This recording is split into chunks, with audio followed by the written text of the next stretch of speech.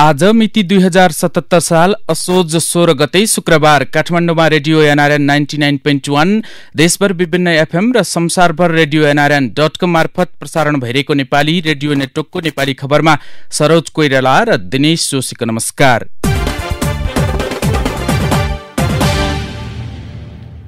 स्वार्थ मिलेपछि राजदूत उपहार, प्रक्रिया मिचेर मुख्य सचिव खतिवड़ालाई 2 सातामा 2 नियुक्ति, प्रचण्ड असन्तुष्ट। पीसीआर निशुल्क गर्न सर्वोच्चको परमादेश, दैनिक 6 देखि 7 जना बलात्कृत, विद्यार्थी शीर्षक लगायतका खबर आजका पत्रपत्रिकाको अघिल्लो पृष्ठमा छापिएका छन्। गोरखापत्रमा छापिएको विद्यार्थी खोज्दै शिक्षक टोलटोलमा शीर्षकको खबरलाई हामीले आजको खास खबर बनाएका छौं। कोरोना महामारीका कारण विद्यालय सञ्चालन हुन नसकेपछि म्याग्दीको एक विद्यालयका शिक्षक विद्यार्थी खोज्दै घर घर पुग्न थालेका छन्।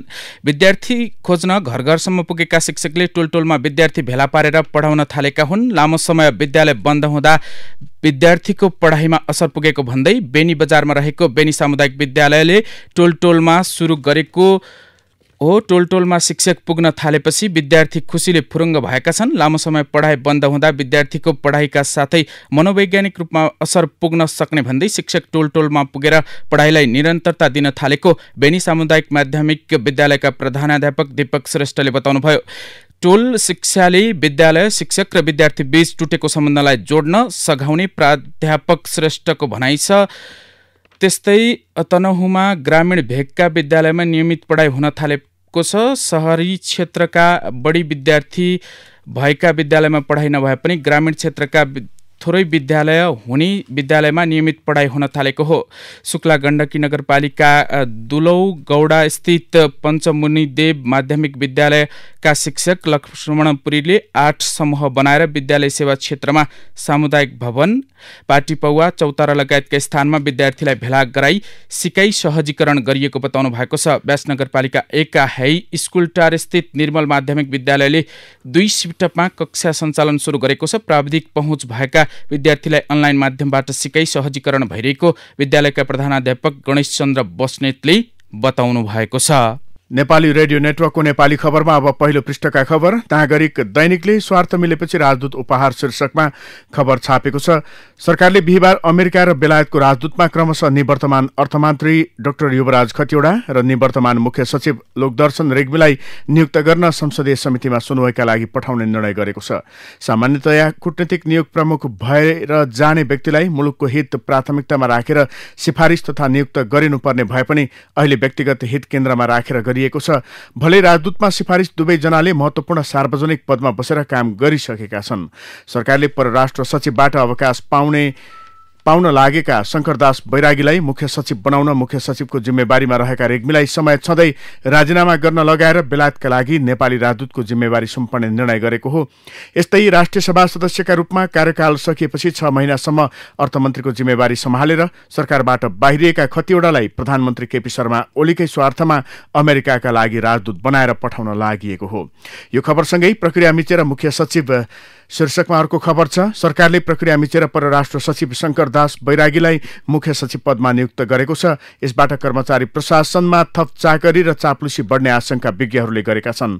लोकदर्शन रेग्मीले कार्यकाल पूरा गरेर मुख्य सचिवबाट राजीनामा दिएको भए बैरागी सो पदमा पुग्न सक्ने थिएनन्, तर रेग्मीले कार्यकाल पूरा हुन करिब 20 दिन अघि नै मुख्य सचिवबाट राजीनामा गरी बैरागीलाई सो पदमा पुग्ने बाटो खुल्ला गरिदिएका हुन्।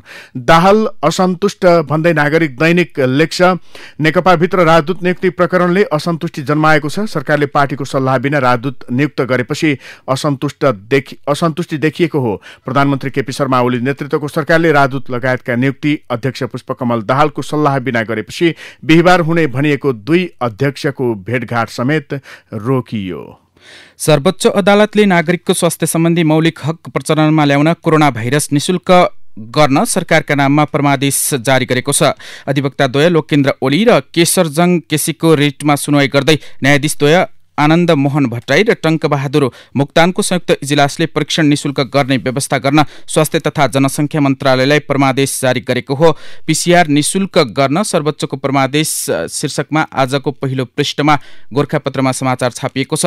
त्यस्तै नेपालमा दिनहुँ कोरोना संक्रमितको निरन्तर वृद्धि भइरहेको छ। हिजो मात्र नेपालमा 1911 जनामा कोरोना भाइरस कोभिड-19 संक्रमण पुष्टि भएको छ। बुधबार 1559 जना संक्रमित थपिएका थिए। स्वास्थ्य तथा जनसङ्ख्या मन्त्रालयका प्रवक्ता प्राध्यापक डाक्टर जागेश्वर गौतमले देशभरका विभिन्न प्रयोगशालामा 12,444 जनाको पीसीआर परीक्षण गर्दा थप 1911 जनामा कोरोना पुष्टि भएको जानकारी दिनुभएको छ। त्यस्तै कोरोना संक्रमणबाट हिजो कर्णाली प्रादेशिक अस्पताल कालागाउँ सुर्खेतमा कार्यरत प्रमुख consultant orthopaedics surgeon doctor Hariprasad सापकोटाको मृत्यु भएको छ। उहाँ उच्च रक्तचाप र मधुमेहका बिरामी हुनुहुन्थ्यो। कर्णाली प्रदेश अस्पतालले उहाँको स्वास्थ्य अवस्थाबारे विज्ञप्ति मार्फत सो जानकारी गराएको हो।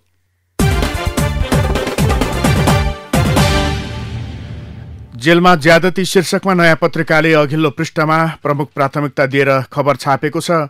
ज्यादतीका 3वटा उदाहरण प्रस्तुत गरेको छ नयाँ पत्रिकाले। उदाहरण 1, 350 जनाको क्षमता भएको झापाको भद्रपुर कारागारमा 1141 कैदी बन्दी। उदाहरण 2, 150 क्षमताको सिराहा कारागारमा 587 कैदी बन्दी, 518 संक्रमित। उदाहरण 3, मोरङ कारागारमा 300 को क्षमता, 922 राखिए, 1 संक्रमितको मृत्यु। नयाँ पत्रिका अगाडि लेख्छ, देशभरका कारागारको क्षमता 16,000 कैदी बन्दी अटाउने हो, तर अहिले कोचाकोच गरेर 24,773 जना राखिएका छन्। भिडका कारण कतिपय कारागारमा कैदी बन्दीले सुत्न समेत पालो कुर्नुपर्छ। सामान्य अवस्थामा त उनीहरू जसोतसो बसेकै थिए, तर कारागारभित्रै कोरोना संक्रमण देखिएपछि भने त्रास बढेको छ। कारागार व्यवस्थापन विभागका महानिर्देशक द्रोण पोखरेलका अनुसार अहिलेसम्म 15 कारागारका 753 कैदी बन्दीमा संक्रमण देखिसकेको छ। 8 जनाले त ज्यानै गुमाइसकेका छन्। दैनिक 6 देखि 7 जना बलात्कृत शीर्षकको राजधानी दैनिकले पहिलो पृष्ठमा समाचार छापेको छ। नेपालमा दैनिक 6 देखि 7 जना महिला बलात्कार तथा जबरजस्ती करणीको शिकार हुन गरेको तथ्याङ्कले देखाएको छ। नेपाल प्रहरीले पीडित र पीडकका नाताका आधारमा तयार पारेको तथ्याङ्कले दैनिक 6 देखि 7 जना महिला बलात्कार तथा जबरजस्ती करणीको शिकार हुने गरेको देखाएको हो। यो तथ्याङ्क प्रहरीमा उजुरी आएपछिको हो। तथ्याङ्क अनुसार आर्थिक वर्ष 2075-76 मा 2570 वटा बलात्कार तथा जबरजस्ती करणीका घटना भएका छन् भने गत आर्थिक वर्ष 2076-77 मा देशभर 2449 वटा बलात्कारका घटना भएको छ। यी दुवै आर्थिक वर्षको तथ्याङ्कले नेपालमा सरदरमा दैनिक 6 देखि 7 जनामाथि बलात्कार तथा जबरजस्ती करणीको घटना भइरहेको देखाएको हो। यस्तै राजधानी दैनिकमै अर्को पहिलो पृष्ठमै छापिएको खबर छ। रानीपोखरीको बालगोपालेश्वर मन्दिरमा राखियो गजुर शीर्षकमा रानीपोखरीमा रहेको बालगोपालेश्वर मन्दिरको शीर्षमा गजुर स्थापना गरिएको छ। प्रताप मल्लकालीन शिखर शैलीमा पुनर्निर्माण भएको मन्दिरमा विधिपूर्वक पूजा आजा गरी गजुर राखिएको हो। मन्दिरको शीर्षमा स्थापित मुख्य गजुर 123.7 किलो तामा प्रयोग गरी निर्माण गरिएको छ, जसमा करिब 25 तोला सुनको जलप लगाइएको छ। सो मुख्य गजुरको उचाइ 6 फिट 10 इन्च रहेको छ। त्यसैगरी मन्दिरको चारै दिशामा रहेका 4वटा मण्डप शैलीका बुर्जाको शीर्षमा पनि गजुर राखिएको छ। ती गजुरको तौल 3.33 किलो रहेको छ, जसमा 1.93 तोलाका दरले सुनको जलप लगाइएको छ। रानीपोखरीको बालगोपालेश्वरमा मन्दिरमा राखियो गजुर शीर्षकमा राजधानीले समाचार छापेको छ।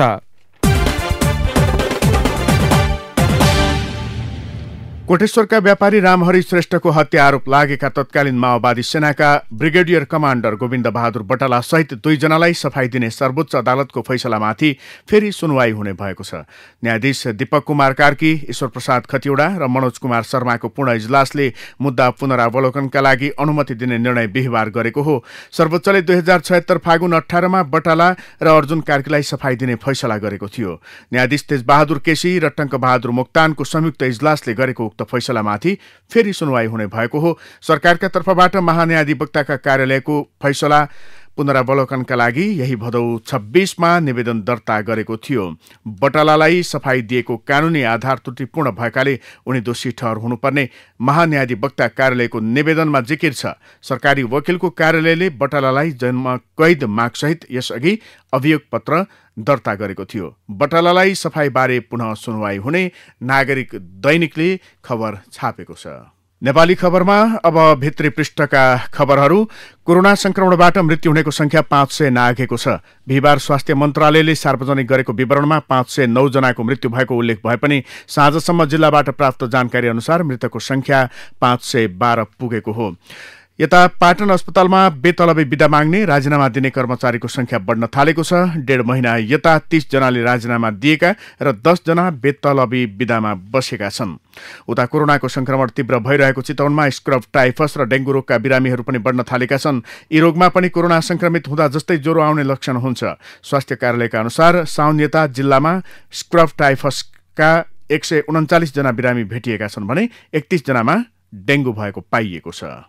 नेपालमा कोरोना भाइरस कोभिड-19 रोकथाम तथा नियन्त्रणका लागि यहाँका स्थानीय तहले गत चैतदेखि असोज महिनासम्म मात्र 17 करोड 67 लाख रुपियाँ खर्च गरेका छन्। यसमा संघीय सरकार र संघ संस्थाको कुनै आफ्नै स्रोतबाट गरेको खर्च सामेल छैन। कोरोना रोकथाम तथा नियन्त्रणमा स्थानीय तहले गरेको स्रोत व्यवस्थापन विवरण अनुसार यहाँका स्थानीय तहले मात्र 17 करोड 67 लाख रुपियाँ खर्च भएको छ।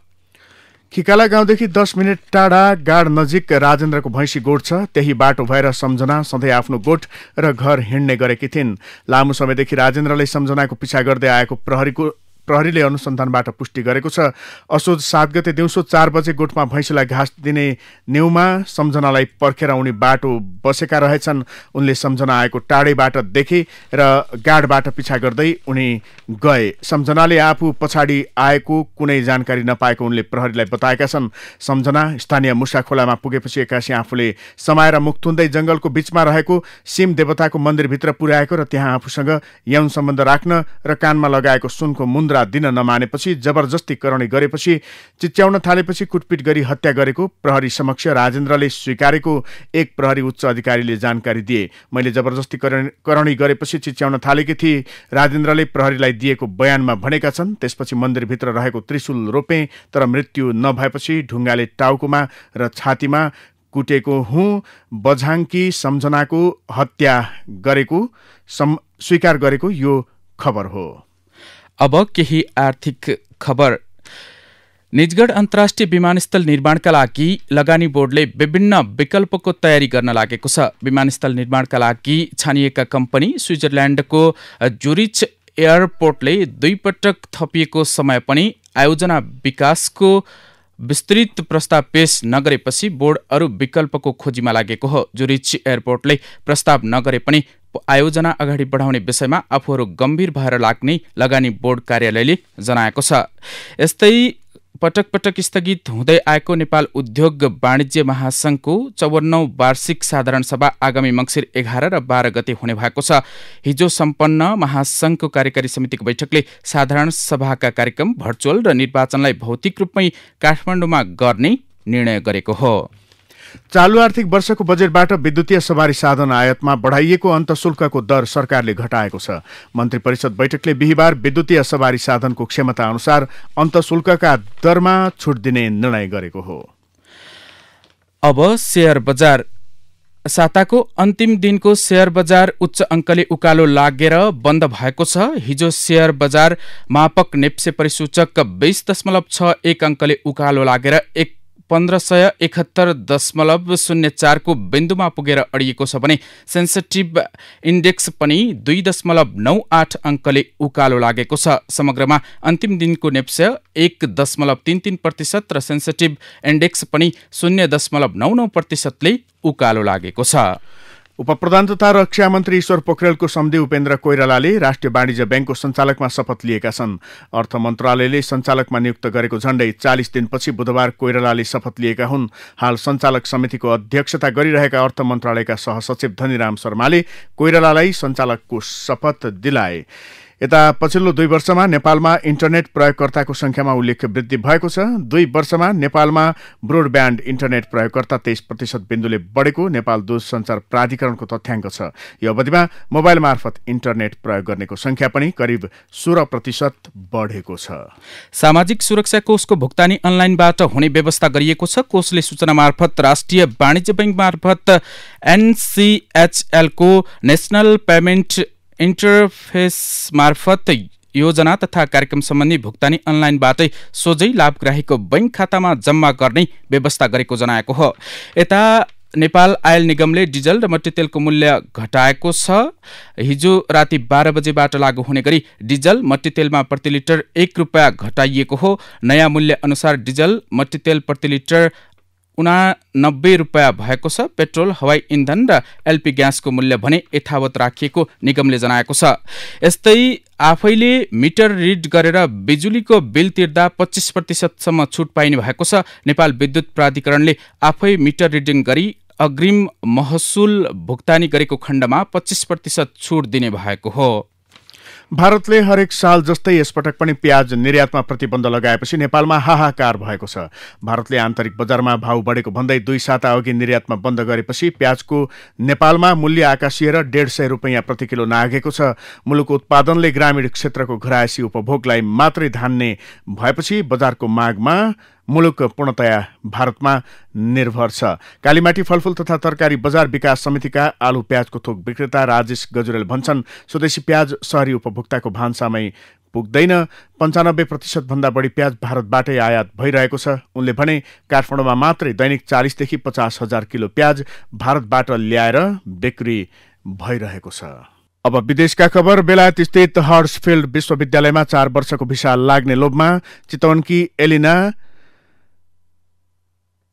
नाम परिवर्तनले foundation in business management and ल कोर्समा आवेदन दिन राइट पाथ करियर काउन्सिलको चाँजो पाँजोमा विश्वविद्यालयकै मानिस काठमाडौँ गएर अफर लेटर थमाएपछि उनी थप विश्वस्त भएकी थिइन्। पहिलो पटकको विदेश यात्राको प्रक्रिया भिसा कति समयमा आउँछ त्यसमा समेत अनभिज्ञ थिइन् उनी। आवेदन दिएको केही समयपछि भिसा त आयो, तर 7 महिनाको मात्र। तर विश्वविद्यालयको शुल्क 13,500 पाउन्ड करिब 20 लाख रुपैयाँ र अन्य 5 लाखभन्दा बढी खर्च भइसकेको थियो। कन्सल्टेन्सीले फाउन्डेसन कोर्स सजिलो छ, सकेपछि बेलायतमै 3 वर्षको भिसा बढ्छ भनेपछि उनले विश्वास गरिन्। गत जनवरीमा बेलायत आएकी उनी हर्ट्सफिल्ड पुगेपछि मात्र थाहा भयो त्यो लन्डनबाट करिब 190 माइल टाढा रहेको। सुरुमा कन्सल्टेन्सीले विश्वविद्यालयबाट लन्डन, म्यानचेस्टर र लिड्स नजिक छ, कामको चिन्ता लिनु पर्दैन भनेर झुक्क्यायो। उनले गुनासो गरिन्, यहाँ आएपछि त काम पनि पाइएन, लकडाउनले पढाइ पनि अनलाइन मात्र सीमित भयो। यता 2 दिन अघि उपचारका क्रममा मृत्यु भएकी भारतको उत्तर प्रदेश स्थित हाथरसकी दलित युवतीको शोकाकुल परिवारलाई भेट्न हिँडेका विपक्षी दल भारतीय राष्ट्रिय कांग्रेसका नेता राहुल गान्धी र उनकी बहिनी प्रियंका गान्धी बाड्रा पक्राउ परेका छन्। भारतीय सञ्चार माध्यमका अनुसार प्रहरीले केही घण्टा नियन्त्रणमा राखेपछि उनीहरूलाई दिल्लीतर्फ फर्काइदिएको थियो। राहुलले शोकमा डुबेको परिवारलाई भेट्न जाँदा आफूमाथि गरिएको दुर्व्यवहारलाई जंगलराजको संज्ञा दिएका छन्। उनले पीडित परिवारसँग भेट्न जान लागेका भनेर उत्तर प्रदेशका मुख्यमन्त्री योगी आदित्यनाथ सरकार डराएको समेत दावी गरेका छन्। शोकमा डुबेको परिवारलाई भेट्न जाँदा समेत सरकार डराउनु भनेको यूपीमा जंगलराजको नमुना हो। मुख्यमन्त्री महोदय, यति धेरै नडराउनुस्, गान्धीले आफ्नो ट्विटमा लेखेका छन्। अब केही खेल र खेलाडीका खबर। डिफेन्डिङ च्याम्पियन मुम्बई इन्डियन्सले गैराती सम्पन्न इन्डियन प्रिमियर लिग आइपिएलमा किङ्स 11 पन्जाबलाई 48 रनले पराजित गरेको छ। अन्तिम 5 ओभरमा कप्तान रोहित शर्मा, केरेन पोलार्ड र हार्दिक पाण्डेले अविश्वसनीय ब्याटिङ गरेपछि मुम्बईले उत्कृष्ट पुनरागमन गरेको हो। पहिलो 15 ओभरमा 102 रन मात्र जोड्न सकेको मुम्बईले अबुधाबी स्थित शेख जायद रङ्गशालामा 4 विकेट गुमाई 191 रन बनायो। जवाफमा पन्जाबले 8 विकेट गुमाई 143 रन मात्र बनाउन सक्यो। मुम्बई विजयपछि 5औं स्थानबाट शीर्ष स्थानमा उक्लिएको छ। यद्यपि मुम्बई र पन्जाबले 4-4 खेल खेलेका छन् भने अन्य 6 टोलीले 3-3 खेल खेलेका छन्। मुम्बईको यो दोस्रो जित हो। पहिलो खेलमा चेन्नई सुपर किङ्सलाई पराजित गरेको मुम्बईले त्यसपछिका 1 खेल जितेको थियो। 4 मध्ये तेस्रो खेल हारिसकेको पन्जाब 6औं स्थानमा झरेको छ। अब सम्पादकीय विचार भागवण्डामा विश्वविद्यालय नागरिक दैनिकको सम्पादकीय विचार 6. वाद विचार धारणा सामिप्य भूगोल धर्म वर्ण लिङ्ग जात उचाइ उमेर केही पनि विश्वविद्यालयको उपकुलपतिका लागि वाञ्छनीय योग्यता हुन सक्दैन। यसका लागि त ऊ ज्ञान विवेक क्षमता सिर्जना र प्राज्ञिकताले खारिएको हुनुपर्छ। तर हामी कहाँ अभावै यसको भयो। यो मापन गर्ने न आधार छ न त मापनकर्ता नै दोषी चस्माबाट मुक्त छन्। अहिले हाम्रा विश्वविद्यालयहरूले भोगिरहेका मार यही स्थितिले परेको छ। विश्वविद्यालयलाई आसेपासे नियुक्तिको थलो बनाउने भन्दा पनि उत्कृष्ट प्राज्ञिक व्यक्तिलाई जिम्मा लगाउने परिपाटी कहिले सुरु होला? अब विचार र विश्लेषणको पालो प्रचण्डका अगाडि प्रचण्डको उकालो नयाँ पत्रिकामा चन्द्रदेव जोशीले लेख्नु भएको सामग्रीलाई लिएका छौं। लामो रस्साकसी तथा लेनदेनपछि सत्ताधारी कम्युनिस्ट पार्टीले आन्तरिक कलहलाई त्यसका केही नेताकै शब्दमा अस्थायी युद्ध विराम दिएको छ। के देखिन्छ भने यसबाट राजनीतिक बागचालको नयाँ बाजी सुरु भएको छ। बाघको गोटी शक्ति र साधन सुसुगठित जमात सहितका ओलीको हातमा गएका छन् भने बाख्रा अर्थात् पार्टीको परिचालन प्रचण्डले गर्ने सहमति गरिएको छ। यसबाट विवादको समाधान होइन, तत्काल पार्टी विभाजनको खतरा टरेको भनिएको छ। अन्तिम खेल आउँदा महाधिवेशनको अखाडामा खेल्ने भनिएको छ। यस घटनाबाट एउटा नीति श्लोकको सम्झना आउँछ। सर्वनाशे समुन्नत अर्ध त्युज्योते स पण्डित, अर्थात् सर्वनाशको अवस्था उत्पन्न भएमा आधा जोगाउनु पनि बुद्धिमत्ता हुन्छ।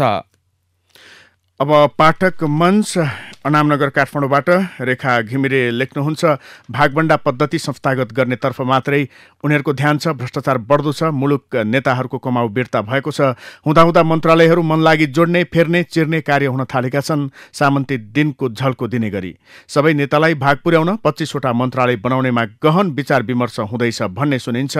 कोरोना कहरको निकै मारमा पर्यटन उद्योग पर्यो। योसँग जोडिएका मजदुरदेखि मालिकसम्मको जनशक्ति अहिले छटपटीमा छन्। नेपाल राष्ट्र ब्याङ्क पर्यटनलाई चलायमान बनाउन लागि परेको सुनिन्छ। यो राम्रो पक्ष हो, तर अन्य सरकारी ब्याङ्कले पनि सघाउनु पर्ने होइन यो बेला।